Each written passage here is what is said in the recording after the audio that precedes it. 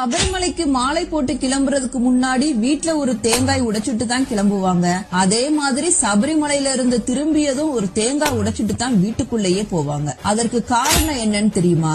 ஐயப்பன் கருப்பண சுவாமி கிட்ட மாலை போட்டு விரதம் இருந்து சபரிமலைக்கு வர பக்தர்களை நான் பார்த்துக் கொள்வேன், அவர்களுடைய குடும்பத்தாரை பார்த்துக் கொள்வது உன் பொறுப்பு அப்படின்னு ஐயப்பன் கருப்பண சுவாமிக்கு கட்டளையிடுறாரு. இத நான் எப்படி தெரிஞ்சுக்கிறது அப்படின்னு கருப்பண சுவாமி கேட்கிறார். சபரிமலைக்கு வீட்ல இருந்து கிளம்புறதுக்கு முன்னாடி ஒரு தேங்காய் உடைப்பாங்க. அந்த தேங்காய் சத்தத்தை கேட்ட உடனே அவங்க வீட்டுல போய் நீ காவலா இருக்கணும் அப்படின்னு சொல்றாரு. எவ்வளவு நாள் நான் காவலா இருக்கிறது அப்படின்னு கருப்பண சுவாமி கேட்கிறார். சபரிமலையில இருந்து திரும்பி வர்றப்ப இன்னொரு தேங்காய் உடைப்பாங்க. அந்த தேங்காய் சத்தத்தை கேட்டதும் நீ கிளம்பலாம் அப்படின்னு ஐயப்பன் கருப்பண சுவாமி கிட்ட சொல்றாரு.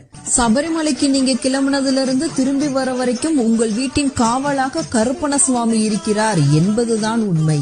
அதனாலதான் சபரிமலைக்கு போறதுக்கு முன்னாடி கருப்பா என்னுடைய குடும்பத்தை பத்திரமாக பார்த்துக்கொள் அப்படின்னு சொல்லிட்டு கருப்பண சுவாமியை வேண்டிக்கிட்டு ஒரு தேங்காய் உடைச்சிட்டு கிளம்புறாங்க.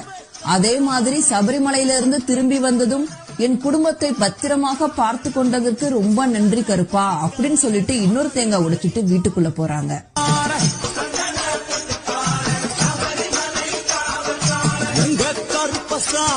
அவர் எங்க கருப்ப சாமி